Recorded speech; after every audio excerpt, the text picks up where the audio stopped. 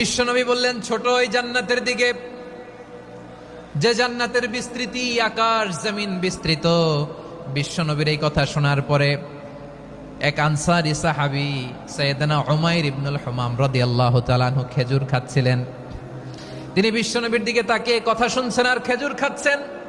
যখন বিশ্বনবী বললেন জান্নাতের দিকে ছোট যে জান্নাত আকাশ জমিন বিস্তৃত, বিশ্বনবীর কথা শোনা মাত্র সাইয়েদনা উমাইর ইবনুল হুমাম বললেন বাহ বাহ। কি বললেন? বাহ বাহ মানে চমৎকার, মাশাআল্লাহ চমৎকার।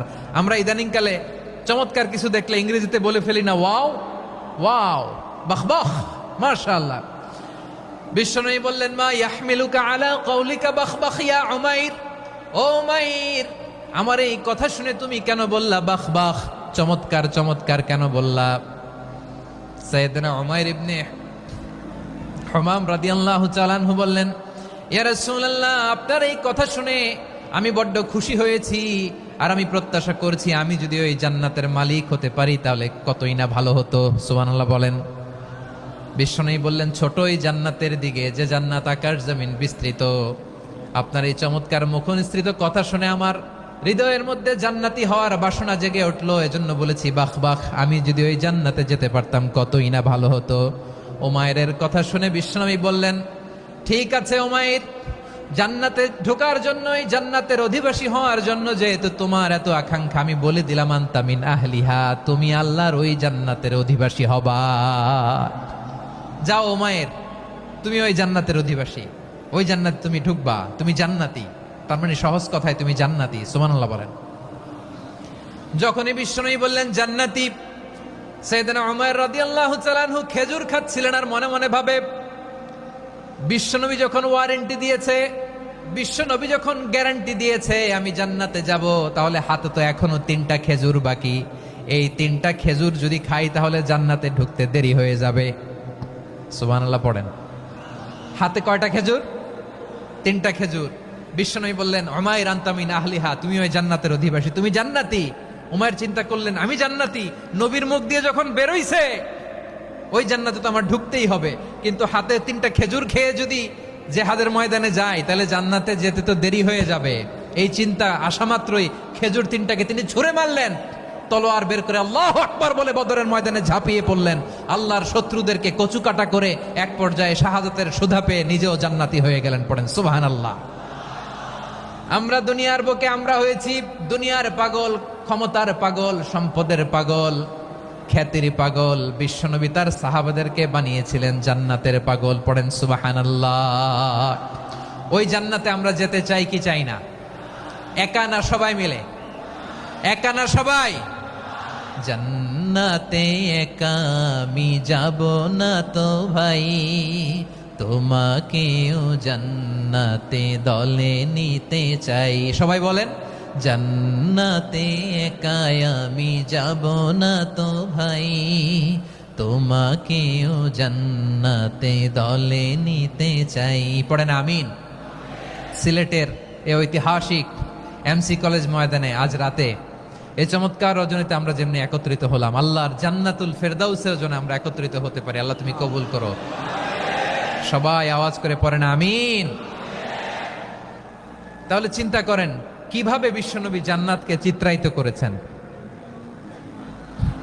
সাহাবাদের সামনে, কিভাবে চিত্রায়িত করেছিলেন তিনি, যে কারণে সাহাবারা জান্নাতের পাগল হয়ে গিয়েছেন।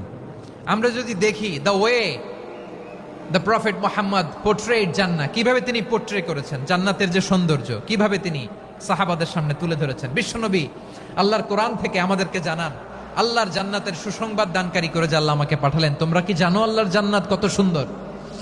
কোরআন থেকে বিশ্বনবী আমাদেরকে জানান, ফালা তা'লামু নাফসুম মা উখফিয়া লাহুম মিন কুররাতি আ'য়ুন জাযাআম বিমা কানু ইয়া'মালুন। মানুষের কর্মের প্রতিফল হিসেবে কত চমৎকার জান্নাত রব্বুল আলামিন নাজ নেয়ামত দিয়ে পরিপূর্ণ করে আমাদের জন্য প্রস্তুত করে রেখেছেন। পৃথিবীর কোনো মানুষ সেটা জানে না। পড়েন সুবহানাল্লাহ। এটা যে কত সুন্দর, আমাদের আমলের প্রতিদান হিসেবে কত চমৎকার, fantastic, eye catching, fabulous. Paradise তিনি আমাদের জন্য রেডি করে রেখেছেন, এটা কেউ জানেই না, কল্পনাতেও আনতে পারে না। সুবহানাল্লাহ পড়েন। আবার হাদিসে কুদসিতে বিশ্বনবী ফরমান, রব্বুল আলামিন বলেন, আ'দাদতু লিইবাদিয়াস সালিহিনা মা লা আইনুন রাআত ওয়ালা উযুনুন সামিআত ওয়ালা খাতারা আলা কলবি বাশার। আল্লাহ বলেন, আমার নেককার বান্দাদের জন্য এমন চমৎকার জান্নাত আমি রেডি করে রেখেছি, মা লা আইনুন রাআত, কোন চোখ সে জান্নাতকে দেখে নাই, ওয়ালা উযুনুন সামিআত, কোন কর্ণকুহর সেই জান্নাতের আওয়াজ শুনে নাই, ওয়ালা খাতারা আলা কলবি বাশার, মানুষ কল্পনাতেও জান্নাতের ছবি আঁকতে পারে না। সুবহানাল্লাহ, কল্পনাতেও ছবি আঁকতে পারে না। পৃথিবীর যত বিখ্যাত বিখ্যাত ডিজাইনাররা আছে সবাইকে একসাথে বসিয়ে যদি আমরা বলি জান্নাতে যে চেয়ারের মধ্যে আমরা বসবো, এই চেয়ারের একটা ডিজাইন করেন তো, কোটি কোটি ডিজাইনকে একসাথে করা হলেও জান্নাতের একটা চেয়ারের ডিজাইন হবে? প্রিয় সিলেট, আওয়াজ করে বলো, জান্নাতের একটা চেয়ারের ডিজাইন তারা করতে পারবে না। কেমন জান্নাতে আমরা যাব? বিশ্বনবী কিভাবে জান্নাতকে আমাদের সামনে চিত্রায়িত করেছেন, পোট্রে করেছেন। তিনি বলেছেন, জান্নাতীরা যখন জান্নাতে ঢুকবে, ফেরেশতারা জান্নাতীদেরকে বলবে, ওয়া ইন্না লাকুম আন তাসিহু ফালা তাসকামু আবাদা, ও জান্নাতীরা, তোমরা আজীবন সুস্থ থাকবা, কোনোদিন অসুস্থ হবা না। সুবহানাল্লাহ বলেন। আচ্ছা, আজকের এই মাহফিলে যারা এসেছেন কোনোদিন অসুস্থ হন নাই, এরকম কে কে আছেন? হাত তোলেন তো দেখি। ওই যে হাত তুলছে, পাওয়া গেছে, চিরসুস্থ। তোমরা কোনোদিন অসুস্থ হও নাই? অসুস্থ হও নাই? তা তুমি আর জান্নাতে যে কি করবা? তুমি তো জান্নাতেই আছো তাইলে। ফেরেশতারা বলবে, ওয়া ইন্না লাকুম আন তাসিহু ফালা তাসকামু আবাদা, এটা এমন জান্নাত চিরকাল সুস্থ থাকবা, কোনোদিন অসুস্থ হবে না। সুবহানাল্লাহ বলেন। ওয়া ইন্না লাকুম আন তাহইয়াউ ফালা তামুতু আবাদা, তোমরা অমর হবা, মৃত্যু তোমাদের স্পর্শ করবে না। সুবহানাল্লাহ। অমর হওয়ার জন্য আমরা কত কিছু করি। জান্নাতে গেলে অমর হওয়া যাবে, ঠিক কিনা বলেন? তোমরা চিরকাল বেঁচে থাকবা, তোমরা আর মরবা না। ওয়া ইন্না লাকুম আন তাশিব্বু ফালা তাহরামু আবাদা, তোমরা চির যুবক থাকবা, আর বার্ধক্য তোমাদের স্পর্শ করবে না। সুবহানাল্লাহ বলেন। এই দুনিয়ার সুখ আনন্দকে নষ্ট করে দেয় বার্ধক্য। মানুষ বুড়ো হতে চায় না। দেখবেন যে দাড়ি যার একটু সাদা হয়ে গেছে, কত ভাবে ওইটার একটু লুকিয়ে রাখার ট্রাই করে, আছে না নাই? হ্যাঁ, এটারে কলপ দেয়, এটার কেউ মেহেদি দেয়, এটারে কেউ কেটে কুটে। এই যে আমারও তো পাকতেছে এদিক দিয়ে, এ তো আজ থেকে 5 বছর আগেও তো কুচকুচে দাড়ি ছিল, চুল ছিল, রং ধরা যৌবন, জং ধরে শেষ। এই তো জীবন। This is the circle of life, এটাই লাইফ। এই যে পাকতেছে এইখানে পাকতেছে, দিস ইজ লাইফ। তো মানুষ বুড়ো হতে চায় না। এখন দেখবেন যে অনেক শ্যাম্পু বেরোইছে, শ্যাম্পু, অ্যান্টি এজিং শ্যাম্পু। কি এজিং? Anti ageing. ক্রিম বের হয়েছে, ক্রিম, অ্যান্টি এজিং ক্রিম। এটা বলে অ্যাট্রাকশন লাগায় আর কি, যে এটা মাখলে মানুষ আর বুড়ো হয় না, এই শ্যাম্পু দিলে মানুষ আর বুড়ো হয় না। ভারতের একজন ধনকুবের আছে, নাম শুনেছেন না? মুকেশ আম্বানি। ওনার স্ত্রী নীতা আম্বানি, আমি একটা নিউজে দেখলাম যে তিনি গোল্ড ওয়াটার খেয়েছেন। 1 বোতল গোল্ড ওয়াটারের দাম মোস্ট লাইকলি $60,000 $60,000 1 বোতল গোল্ড ওয়াটার। কেন? এটা খেলে বার্ধক্যের ছাপ নাকি চেহারায় লাগে না। কিন্তু মানুষ যতই বয়স ধরে রাখতে চাক এই দুনিয়ার জামিনে, সে কি তার বয়স লুকাতে পারে? আমার কলিজা টুকরা সিলেট, আওয়াজ করে বলেন, এই দুনিয়ার জীবনে বয়সকে ধরে রাখা যাবে? আপনি অমর হবেন জান্নাতে, চির সুস্থ হবেন জান্নাতে। আপনি যদি চির যৌবন থাকতে চান, চির যুবক, এটা পাবেন জান্নাতে। সুবহানাল্লাহ বলেন। ওই জান্নাতে আপনি যেতে চান তো? চান? এভাবে বিশ্বনবী উম্মতের সামনে জান্নাতকে চিত্রায়িত করেছেন, পোট্রে করেছেন। এজন্য বিশ্বনবীর বৈশিষ্ট্য দিয়েছেন আল্লাহ তাআলা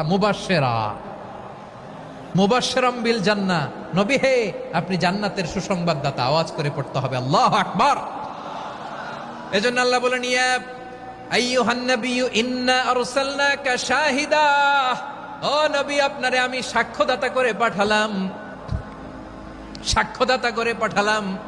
মুবাশশিরা শাহিদাও ওয়া মুবাশশিরা, আপনারে আমি জান্নাতের সুসংবাদদাতা করে পাঠালাম। 3 নম্বরে হলো নাদিরা, আপনাকে আমি জাহান্নামের সতর্ককারী রূপে প্রেরণ করলাম। পড়েন সুবহানাল্লাহ।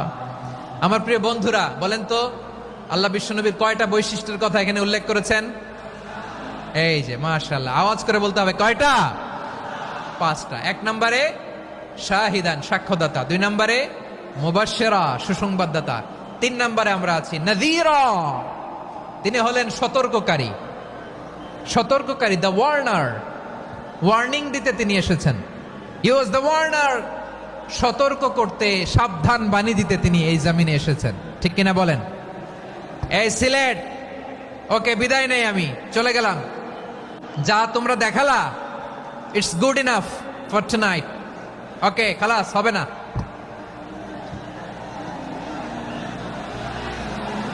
এই ধাক্কা আসে কি করে? এখান থেকে ধাক্কা আসে কিভাবে?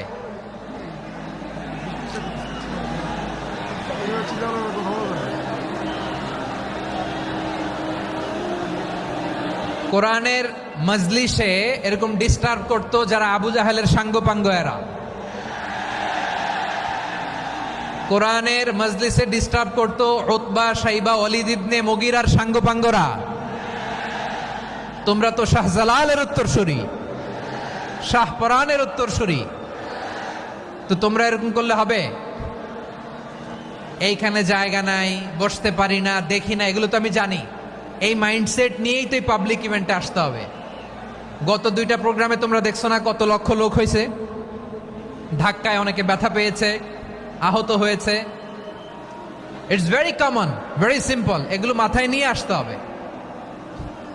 আল্লাহর রাস্তায় আর কয়েকটা মিনিট, আর 2-1 মিনিট আমাকে দাও, বসো বসো।